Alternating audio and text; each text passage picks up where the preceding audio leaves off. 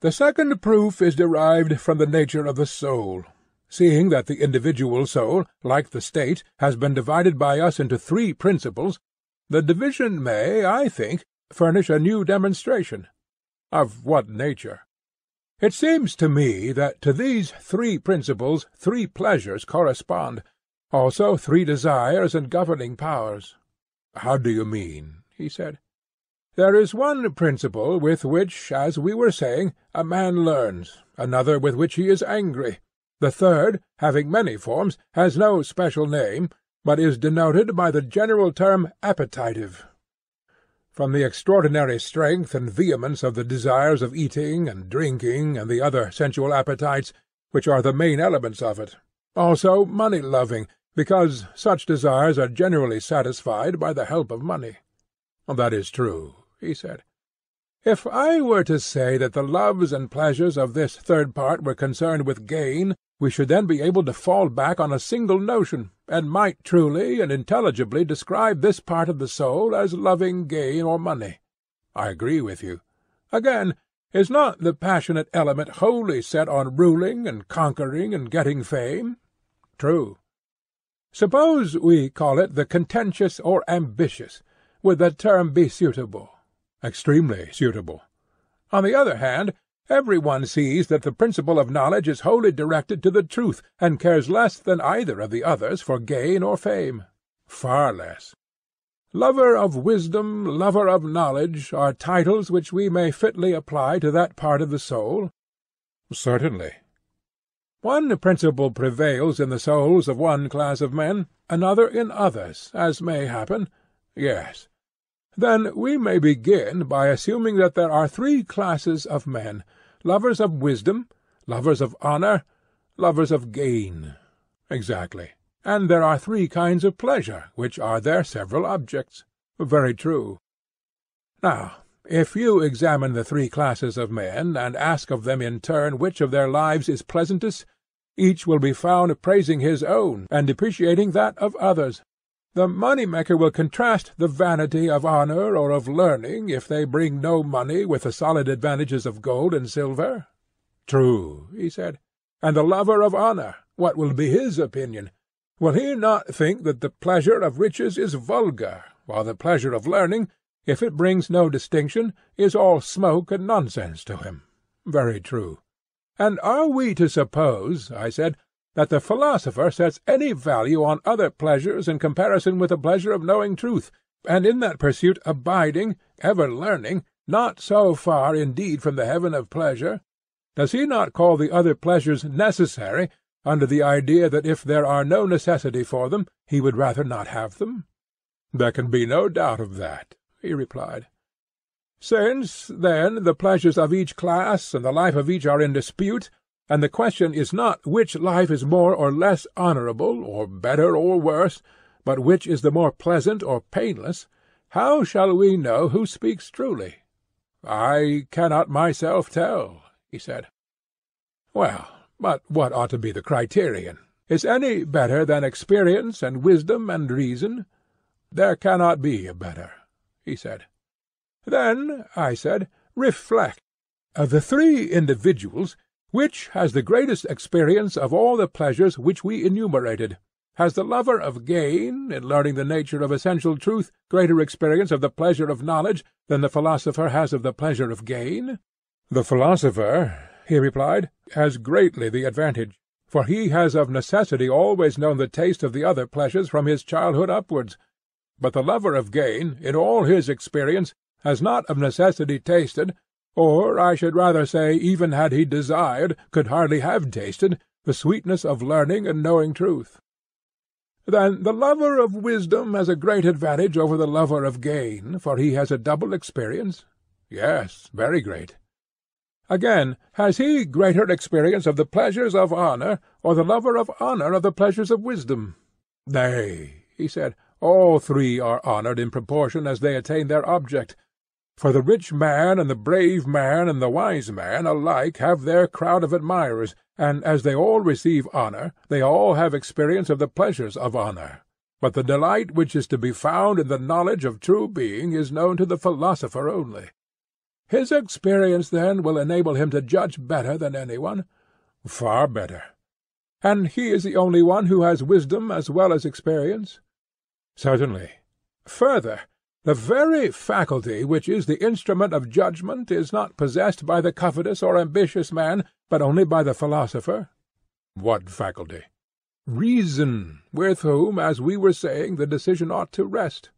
Yes, and reasoning is peculiarly his instrument? Certainly. If wealth and gain were the criterion, then the praise or blame of the lover of gain would surely be the most trustworthy? Assuredly. Or if honour or victory or courage, in that case the judgment of the ambitious or pugnacious would be the truest? Clearly. But since experience and wisdom and reason are the judges, the only interference possible, he replied, is that pleasures which are approved by the lover of wisdom and reason are the truest. And so we arrive at the result, that the pleasure of the intelligent part of the soul is the pleasantest of the three, and that he of us in whom this is the ruling principle has the pleasantest life. Unquestionably, he said. The wise man speaks with authority when he approves of his own life. And what does the judge affirm to be the life which is next, and the pleasure which is next? Clearly that of the soldier and lover of honour, who is nearer to himself than the money-maker. Last comes the lover of gain. Very true, he said. Twice in succession, then, has the just man overthrown the unjust in this conflict, and now comes the third trial, which is dedicated to Olympian Zeus the Saviour. A sage whispers in my ear that no pleasure except that of the wise is quite true and pure. All others are a shadow only, and surely this will prove the greatest and most decisive of falls? Yes, the greatest. But will you explain yourself? I will work out the subject, and you shall answer my questions. Proceed. Say, then, is not pleasure opposed to pain? True. And there is a neutral state which is neither pleasure nor pain? There is. A state which is intermediate, and a sort of repose of the soul about either. That is what you mean? Yes. You remember what people say when they are sick? What do they say? That after all nothing is pleasanter than health. But then they never knew this to be the greatest of pleasures until they were ill. Yes, I know, he said. And when persons are suffering from acute pain, you must have heard them say that there is nothing pleasanter than to get rid of their pain? I have. And there are many other cases of suffering in which the mere rest and cessation of pain, and not any positive enjoyment, is extolled by them as the greatest pleasure. Yes, he said. At the time they are pleased and well content to be at rest. Again, when pleasure ceases, that sort of rest or cessation will be painful? Doubtless, he said. Then the intermediate state of rest will be pleasure, and will also be pain? So it would seem. But can that which is neither become both? I should say not. And both pleasure and pain are motions of the soul, are they not? Yes.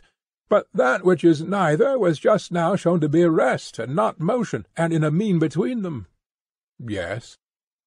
How then can we be right in supposing that the absence of pain is pleasure, or that the absence of pleasure is pain? Impossible. This, then, is an appearance only, and not a reality. That is to say, the rest is pleasure at the moment, and in comparison of what is painful, and painful in comparison of what is pleasant. But all these representations, when tried by the test of true pleasure, are not real, but a sort of imposition. That is the inference. Look at the other class of pleasures which have no antecedent pains, and you will no longer suppose, as you perhaps may at present, that pleasure is only the cessation of pain, or pain of pleasure.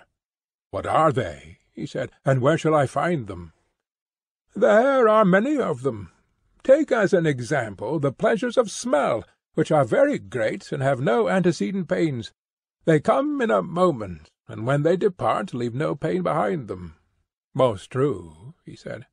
Let us not then be induced to believe that pure pleasure is the cessation of pain, or pain of pleasure. No.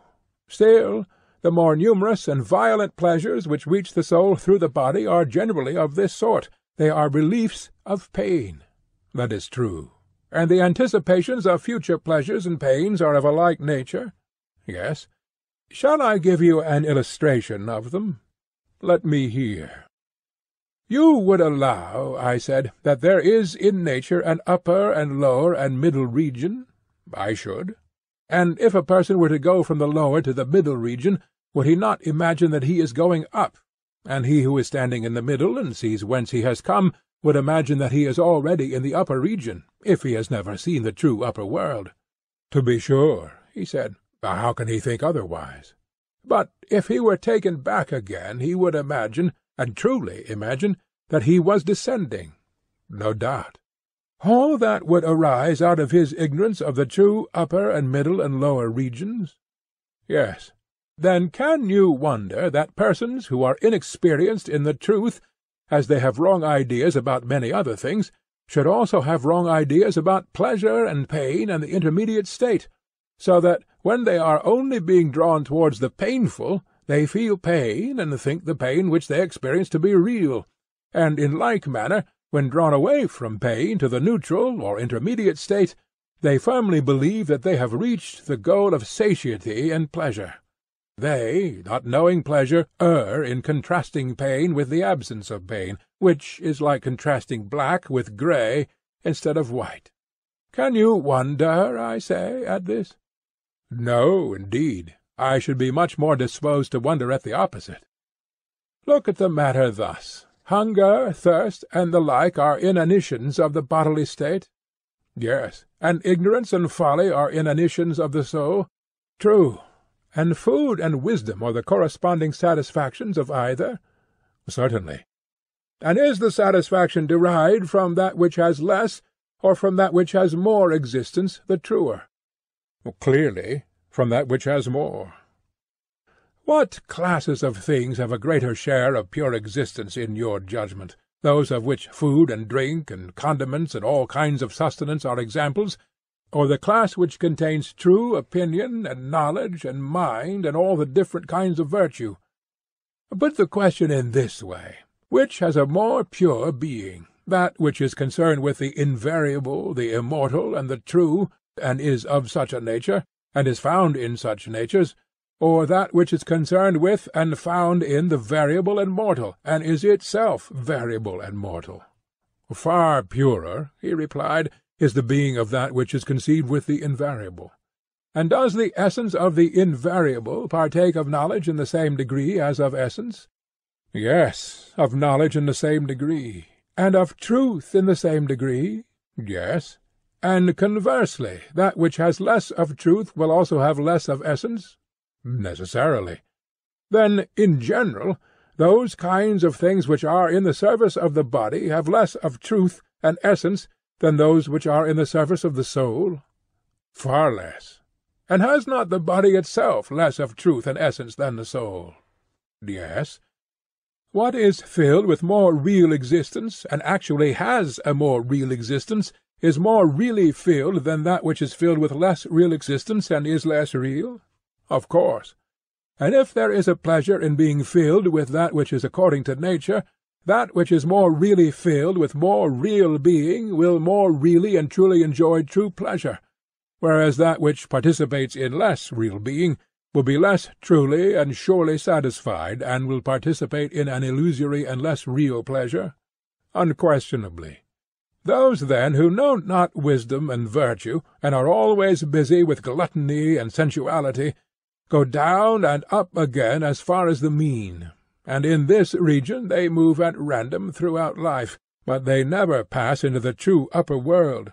Thither they neither look, nor do they ever find their way, neither are they truly filled with true being, nor do they taste a pure and abiding pleasure. Like cattle, with their eyes always looking down and their heads stooping to the earth, that is, to the dining-table, they fatten and feed and breed, and in their excessive love of these delights they kick and butt at one another with horns and hoofs which are made of iron, and they kill one another by reason of their insatiable lust. For they fill themselves with that which is not substantial, and the part of themselves which they fill is also unsubstantial and incontinent. "Verily, Socrates," said Glaucon, "you describe the life of many like an oracle. Their pleasures are mixed with pain. How can they be otherwise? For they were mere shadows and pictures of the true, and are coloured by contrast, which exaggerates both light and shade, and so they implant in the minds of fools insane desires of themselves. And they are fought about as Stesichorus says that the Greeks fought about the shadow of Helen at Troy, in ignorance of the truth. Something of that sort must inevitably happen. And must not the like happen with the spirited or passionate element of the soul? Will not the passionate man who carries his passion into action be in the like case, whether he is envious and ambitious, or violent and contentious, or angry and discontented, if he be seeking to attain honour and victory and the satisfaction of his anger without reason or sense? Yes, he said, the same will happen with the spirited element also. Then may we not confidently assert that the lovers of money and honour, when they seek their pleasures under the guidance and in the company of reason and knowledge, and pursue after and win the pleasures which wisdom shows them, will also have the truest pleasures in the highest degree which is attainable to them, inasmuch as they follow truth. And they will have the pleasures which are natural to them, if that which is best for each one is also most natural to him. Yes, certainly, the best is the most natural. And when the whole soul follows the philosophical principle, and there is no division, the several parts are just, and do each of them their own business, and enjoy severally the best and truest pleasures of which they are capable. Exactly. But when either of the two other principles prevails, it fails in attaining its own pleasure, and compels the rest to pursue after a pleasure which is a shadow only, and which is not their own. True. And the greater the interval which separates them from philosophy and reason, the more strange and elusive will be the pleasure. Yes. And is not that farthest from reason which is at the greatest distance from law and order? Clearly. And the lustful and tyrannical desires are, as we saw, at the greatest distance? Yes. And the royal and orderly desires are nearest? Yes. Then the tyrant will live at the greatest distance from true or natural pleasure, and the king at the least. Certainly. But if so, the tyrant will live most unpleasantly, and the king most pleasantly? Inevitably. Would you know the measure of the interval which separates them? Will you tell me? There appear to be 3 pleasures, 1 genuine and 2 spurious. Now, the transgression of the tyrant reaches a point beyond the spurious.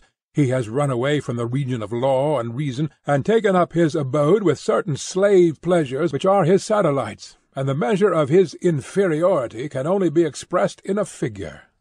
How do you mean? I assume, I said, that the tyrant is in the 3rd place from the oligarch. The democrat was in the middle. Yes. And if there is truth in what has preceded, he will be wedded to an image of pleasure which is thrice removed as to truth from the pleasure of the oligarch. He will. And the oligarch is 3rd from the royal, since we count as one royal and aristocratical. Yes, he is 3rd. Then the tyrant is removed from true pleasure by the space of a number which is 3 times 3. Manifestly. The shadow, then, of tyrannical pleasure determined by the number of length will be a plane figure. Certainly. And if you raise the power and make the plane a solid, there is no difficulty in seeing how vast is the interval by which the tyrant is parted from the king. Yes, the arithmetician will easily do the sum. Or if some person begins at the other end, and measures the interval by which the king is parted from the tyrant in truth of pleasure, he will find him, when the multiplication is completed, living 729 times more pleasantly, and the tyrant more painfully by this same interval. What a wonderful calculation, and how enormous is the distance which separates the just from the unjust in regard to pleasure and pain! Yet a true calculation, I said, and a number which nearly concerns human life, if human beings are concerned with days and nights and months and years. Yes, he said, human life is certainly concerned with them. Then If the good and just man be thus superior in pleasure to the evil and unjust, his superiority will be infinitely greater in propriety of life and in beauty and virtue. Immeasurably greater.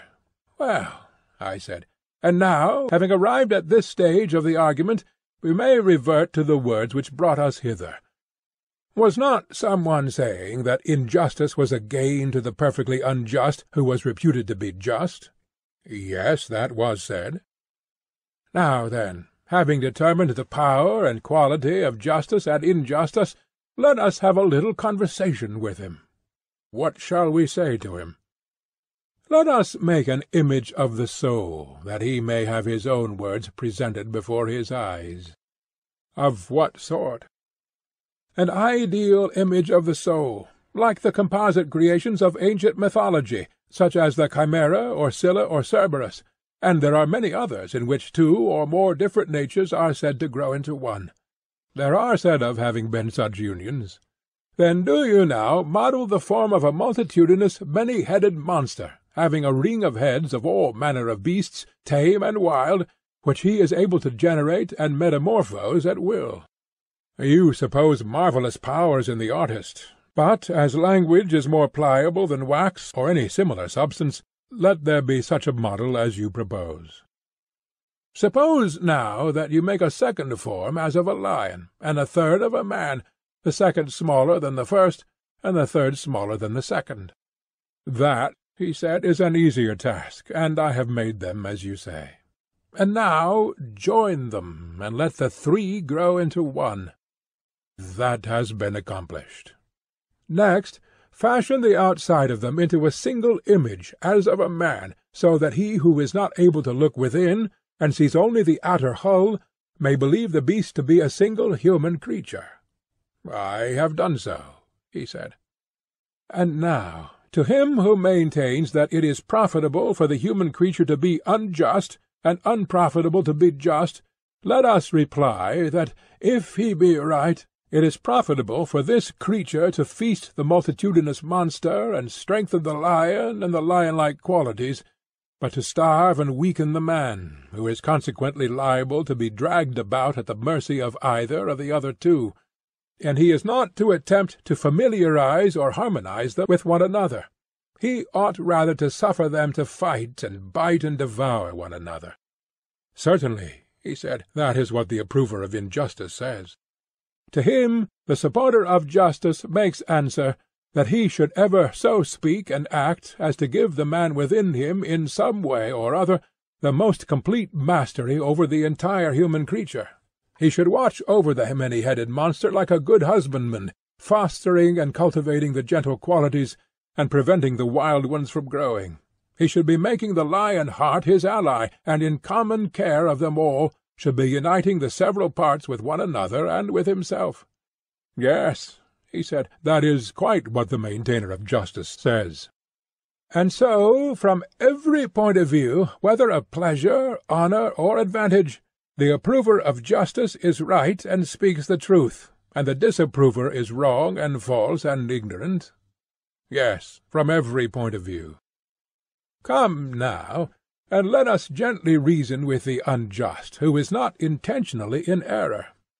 Sweet sir, we will say to him, what think you of things esteemed noble and ignoble? Is not the noble that which subjects the beast to the man, or rather to the god in man, and the ignoble that which subjects the man to the beast?